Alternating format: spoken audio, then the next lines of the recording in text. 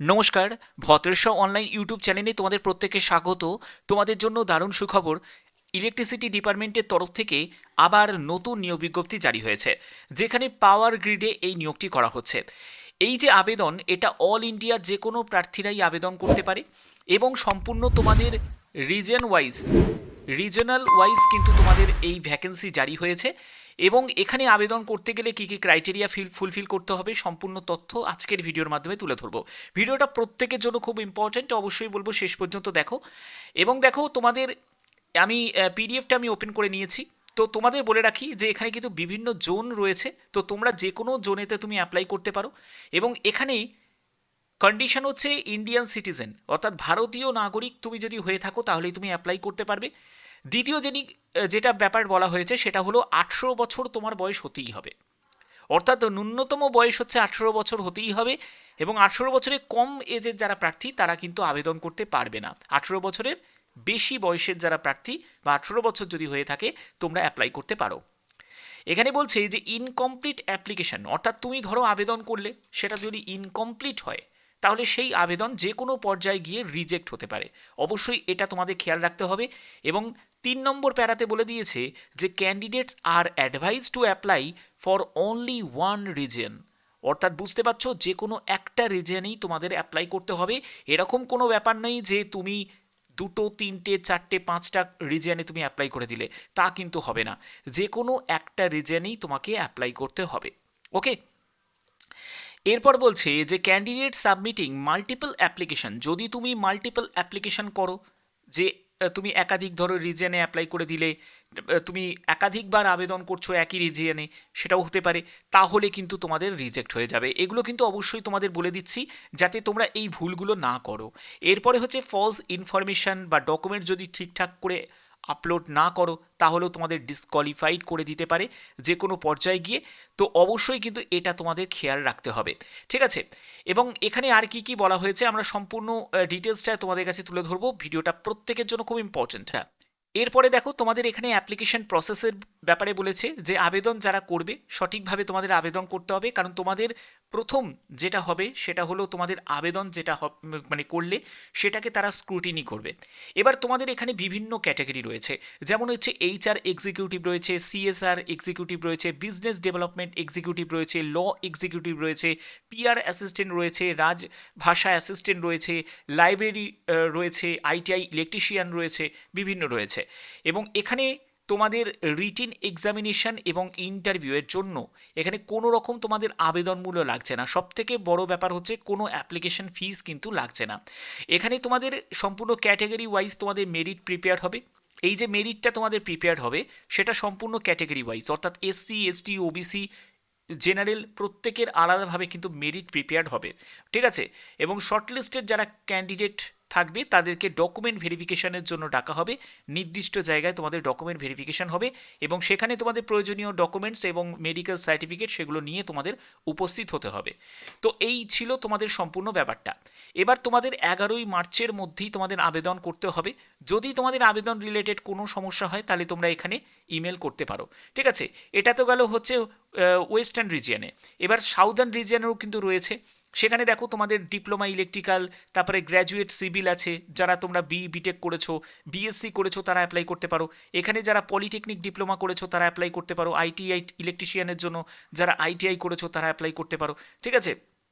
তো এই হচ্ছে তোমাদের সাউদার্ন রিজিয়নের দিকে। যদি তোমরা সাউদার্ন রিজিয়নের দিকে অ্যাপ্লাই করতে চাও তাহলে তোমরা সেটাও কিন্তু এখানে করতে পারো। এবং এখানে তোমাদের যেটা থাকবে সেটা হলো স্টাইপেন্ড থাকবে, ঠিক আছে। ট্রেনিং চলাকালীন যেটা তোমাদের দেওয়া হয় সেটা হলো স্টাইপেন্ড দেওয়া হয়। তো এখানেও কিন্তু সেই রকম তোমাদের স্টাইপেন্ড থাকবে। এবং নর্দার্ন রিজিয়নও রয়েছে, তোমরা চাইলে নর্দার্ন রিজিয়নের দিকেও অ্যাপ্লাই করতে পারো। এখানে নর্দার্ন রিজিয়নের জন্য দেখো আবেদন করার জন্য তোমাদের কি করতে হবে, পাওয়ার গ্রিডের অফিসিয়াল সাইটে যাবে।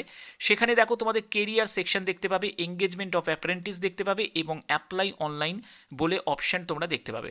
সেখান থেকে তোমাদের আবেদন করতে হবে, ঠিক আছে।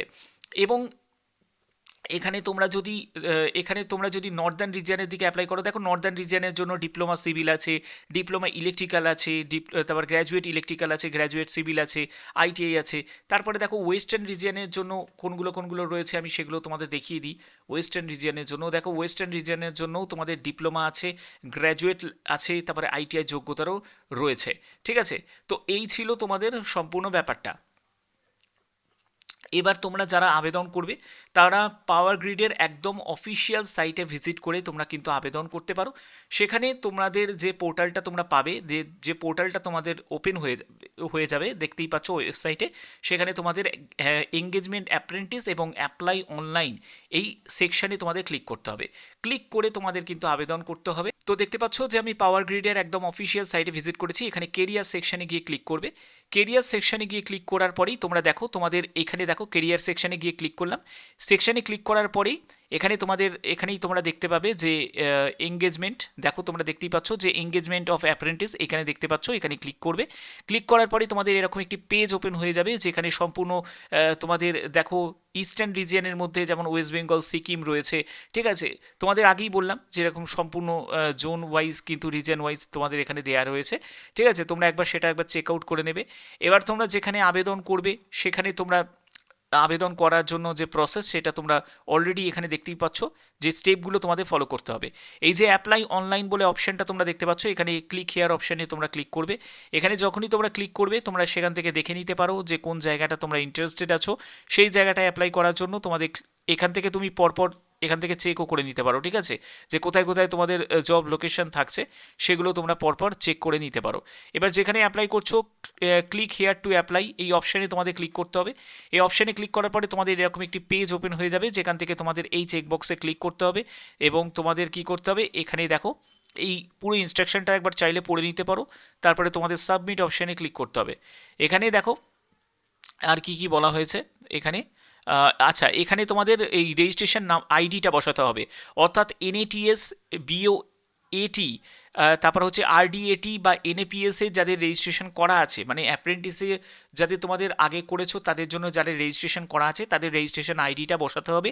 এবার সেটা কিভাবে তোমরা করবে সেটার জন্য তোমাদের কি করতে হবে, এখানে এই যে এই অপশানে তোমাদের ক্লিক করতে হবে। এখানে অপশানে ক্লিক করলে এরকম একটা পোর্টাল ওপেন হয়ে যাবে, যেটা apprenticeshipindia.gov.in। এখান থেকে তোমাদের প্রথমে মানে NAPS পোর্টালে তোমাদের কি করতে হবে, রেজিস্টার করে নিতে হবে। যারা রেজিস্টার করোনি এখনও তারা রেজিস্টার করে নিতে পারো। এখানে ক্যান্ডিডেট অপশানে ক্লিক করবে। এখান থেকে তোমার নাম, ঠিক আছে, দিয়ে তুমি এখান দিয়ে তোমার ইমেল আইডি দিয়ে তোমাদের এখানে সাবমিট করে তোমাদের এখানে রেজিস্ট্রেশন করতে হবে। রেজিস্ট্রেশন করার পরে তুমি এখানে কিন্তু একটা আইডি পাবে, যে আইডিটা তোমাদের রেজিস্ট্রেশন আইডিটা তোমার এখানে কি করতে হবে, এখানে এন্টার করতে হবে। এই রেজিস্ট্রেশন আইডিটা যদি না এন্টার করো তাহলে কিন্তু তুমি এখানে সাবমিট করতে পারবে না। এই রেজিস্ট্রেশন আইডির মধ্যেই সম্পূর্ণ তোমার ডিটেলসটা দেওয়া থাকবে। তার জন্য যারা NAPS বা NATS বা BOAT RDAT যারা রেজিস্ট্রেশন আইডি রিলেটেড যারা ভিডিও চাও তারা অবশ্যই কিন্তু কমেন্টে জানাতে পারো, তাহলে তোমাদের আলাদা করে তোমাদের কাছে ভিডিও আমি প্রোভাইড করব। আশা করি ভিডিওর মাধ্যমে সম্পূর্ণ ব্যাপারটা ক্লিয়ার করতে পারলাম। যদি ভিডিওটা ভালো লাগে অতি অবশ্যই ভিডিওটাতে একটি লাইক করো, চ্যানেলটিকে সাবস্ক্রাইব করে বেল আইকনটাকে অল করে রেখো, যাতে তোমাদের কাছে নতুন আপডেট পৌঁছে দিতে পারি। এখনের মতো এটুকুই, টাটা।